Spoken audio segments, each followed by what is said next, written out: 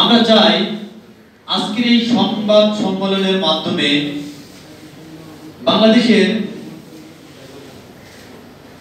অন্তর্বর্তীকালীন সরকারের প্রধান শান্তিতে নোবেল বিজয়ী ডক্টর মোহাম্মদ ইউনূস স্যার সে যাতে করে আমাদের এই বক্তব্যগুলি দেখে এবং আমাদের দিকে একটু সুদৃষ্টি সে দেয়।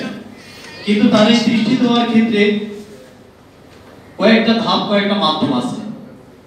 আমরা এখানে যারা আসছি আমরা কিন্তু সবাই একসাথে ঢুকতে পারি না। আগে এই কনফারেন্স রুমটা আমাদেরকে ব্যবস্থা করা লাগছে, প্রিন্ট ইলেকট্রনিক মিডিয়া তাদের সাথে কথা বলা লাগছে, প্রত্যেকটা ধাপ অতিক্রম করে আমরা এখানে আসছি। তো প্রধান উপদেষ্টার কাছে যেতে হলে আমাদের এই বক্তব্যগুলি কয়েকটা ধাপ আছে। সচিব আছে, তার প্রেস সচিব আছে, তার সাথে আরো অনেক কর্মরত অফিসাররা আছে, তাদেরকেই আমাদের দাবি দাওয়াগুলি পেশ করতে হবে এবং সেটা পজিটিভলি পেশ করতে হবে। এভাবে বলতে হবে, স্যার এই লোকগুলি তো 10 বছর যাবত তাদের চাকরি করতে করতে তার জীবনটাই শেষ করে দিচ্ছে, তাদের বয়সটা পার করে দিচ্ছে। আমার বাবা মারা গেছে, আমি তার সুচিকিৎসা করতে পারি না। আমার ছেলে অসুস্থ, আমি একজন ভালো ডাক্তার দেখাতে পাচ্ছি না, কারণ আমি নিজেই বেতন পাচ্ছি না। আমার খাইতে কষ্ট, আমার চলতে কষ্ট। আমি একটা আমার আত্মীয়র বাড়ি যেতে পারছি না। আমার একটা আত্মীয় আমার বাড়িতে আসলে আমি তাকে এক মুঠো ভাত খাওয়াইতে পারতেছি না। আমি লজ্জায় সমাজ হাঁটতে পারতেছি না। মানুষ জানে আমি একটা ভালো চাকরি করি, সমাজের প্রত্যেকটা লোক জানে আমি একটা ভালো চাকরি করি, একটা উপজেলা নির্বাহী অফিসারে গাড়ি চালাই, আমি একটা জনপ্রশাসন মন্ত্রণালয়ের একটা ভালো দায়িত্বে আছি, কিন্তু আমার ভিতরে কি আছে এটা মানুষ কেউ বোঝে না। মানুষের কাছে আমরা ভিক্ষা করতে পারি না।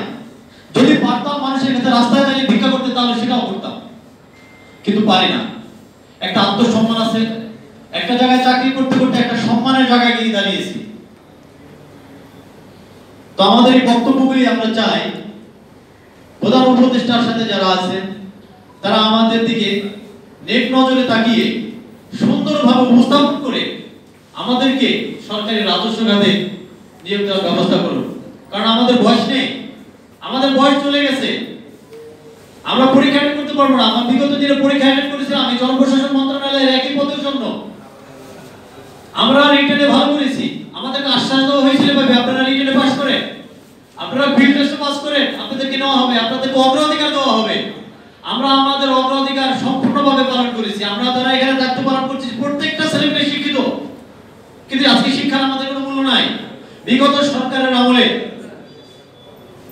সরকারের আমলে যারা টাকার বাণিজ্য করছে, নিয়োগ বাণিজ্য করছে, আমরা গরিব, আমরা টাকা দিতে পারি না, তাই আমাদের চাকরি হয় না। আমরা খেতেই পারি না, আমরা বেতন পাচ্ছি না 3 বছর। তা আমরা চাবো, আমরা আমাদের কষ্টের কথা বলি, কষ্টের কথা বলে শেষ হবে না। কষ্টের কথাগুলি এভাবে বলতে চাই, যারা আমাদের অফিসার আছে আজকে যাদের সাথে আমরা চাকরি করি, আজ তারা ইউনো আছে, অ্যাসিস্ট্যান্ট কমিশনার আছে, ম্যাজিস্ট্রেট আছে, এডিসি আছে, ডিসি আছে। তারা এক সময় সচিব হবে, উপসচিব হবে, যুগ্ম সচিব হবে, সিনিয়র সচিব হবে। তারা সিনিয়র সচিব হবে। আমাদের দুর্দশা যখন এখন তারা বুঝতেছে, ভবিষ্যতেও তারা বুঝবে। এখন যে সচিব আছেন তারও এক সময় এরকম একজন ড্রাইভার ছিল, আমার মতো একজন ড্রাইভার ছিল, হয়তো বা সে সরকারি ছিল, নয়তো বা সে বেসরকারি ছিল, আমার মতোই একজন কর্মচারী ছিল। সুতরাং আমরা যারা এখানে আজকে আসছি, আমরা সুশাসন চাই, সুন্দরভাবে বাঁচতে চাই, সুন্দর ভবিষ্যৎ চাই, সুন্দর বাংলাদেশ চাই। আমরা এই সুন্দর বাংলাদেশটাকে আমরাই সাজাতে চাই। এই সুন্দর বাংলাদেশ করতে হলে সুন্দর একটা কথা আছে, আমরা একটা শিক্ষিত জাতি দেন, আপনি একটা শিক্ষিত মা দেন, আমরা একটা শিক্ষিত জাতি দিব। তো আমরা চাই এই বাংলাদেশের শুরু থেকে, বাংলাদেশের নির্বাহী ম্যাজিস্ট্রেটের শুরু থেকে তারা যে কাজগুলি পরিচালনা করেন, বিভিন্ন মোবাইল কোর্ট পরিচালনা করেন, বিভিন্ন দুর্যোগ ব্যবস্থাপনায় সর্বক্ষণ মাঠে থাকেন।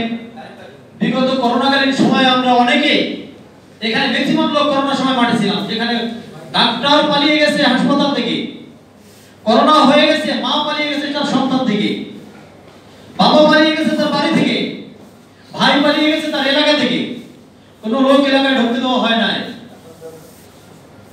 পুলিশ তার কর্মস্থল থেকে চলে গেছে, বহু এরকম আছে, কিন্তু আমরা ড্রাইভাররা কখনোই আমাদের কর্মস্থল ত্যাগ করি নাই।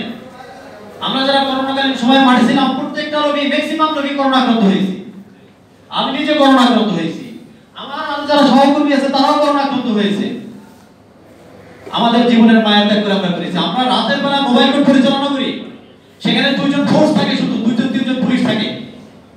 জীবনের নিরাপত্তাহীনতায় ভুগি আমরা, কারণ আমাদের একটা দায়িত্ব। একজন বিসিএস কর্মকর্তা, তাকে সেফটি দেওয়া শুধু একজন পুলিশ কর্মকর্তা, একজন প্রশাসনেরই দায়িত্ব না। আমরা যারা থাকি আমাদেরও দায়িত্ব থাকে, তাকে সেফ দেওয়া, তার গাড়িটিকে সেফ রাখা, তার পরিবারকে সেফ রাখা। তাদেরকে সেফ দিয়ে আমরা নিরাপত্তাহীনতায় ভুগি। আমাদের এই দুঃখ বলার মতো কারো জায়গা নাই, কোনো জায়গা নাই, কেউ দেখে না। আমরা এখন সরকারের দুয়ারে এসে পৌঁছেছি। এখন বৈষম্যতার কোনো বিষয় নেই, যে যার মতো থেকে বাংলাদেশ সরকারের কাছে, বর্তমান সরকারের কাছে, প্রধান উপদেষ্টার কাছে আমরা আমাদের দাবি দেওয়া সুন্দরভাবে পেশ করতেছি। সুন্দরভাবে আমরা সুশৃঙ্খলভাবে পেশ করতেছি, কারণ সে বলেছেন তার জাতির উদ্দেশ্যে ভাষণে সে বলেছিলেন সে কোনো সহিংসতা চান না, আর কোনো রক্ত চান না, বাংলাদেশের কোনো সম্পদ সে নষ্ট হতে দিতে চান না। আমরা তার কথা একত্রতা প্রকাশ করে, আমরা বাংলাদেশ সরকারের বর্তমান উপদেষ্টার সাথে একত্রতা প্রকাশ করে আমরা রাস্তায় নামি নাই, আমরা ভাঙচুরে নামি নাই, আমরা যানবাহন অধিদপ্তরে গিয়ে হামলা করি নাই, আমরা ঘেরাও কর্মসূচি দেই নাই, আমরা রাস্তায় নেমে বিক্ষোভ কর্মসূচি দেই নাই।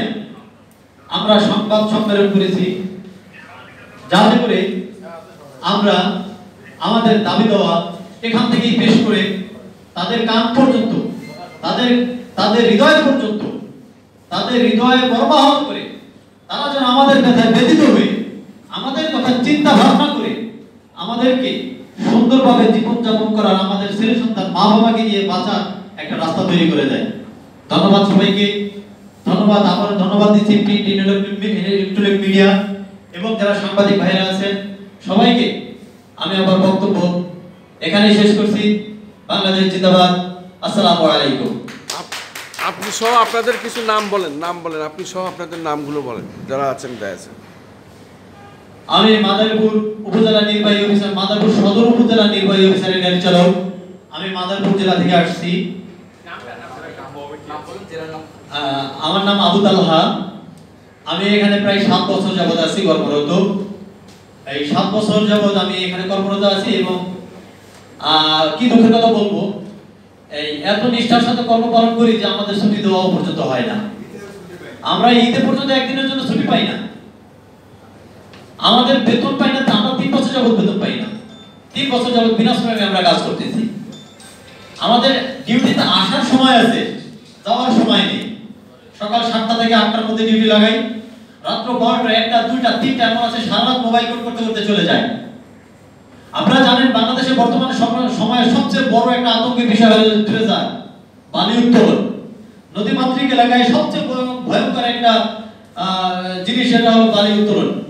সেখানে আমরা মোবাইল কোড পরিচালনা করতে গিয়ে অনেক হামলার শিকার হয়েছি। এমনকি অনেক সময় বোমা এবং গুলির মতো কর্মকাণ্ড ঘটেছে। দেশীয় অস্ত্র নিয়ে আমাদেরকে ধাওয়া দিয়েছে, আমরা আমাদের জান নিয়ে কোনোভাবে পালিয়ে এসেছি। আমরা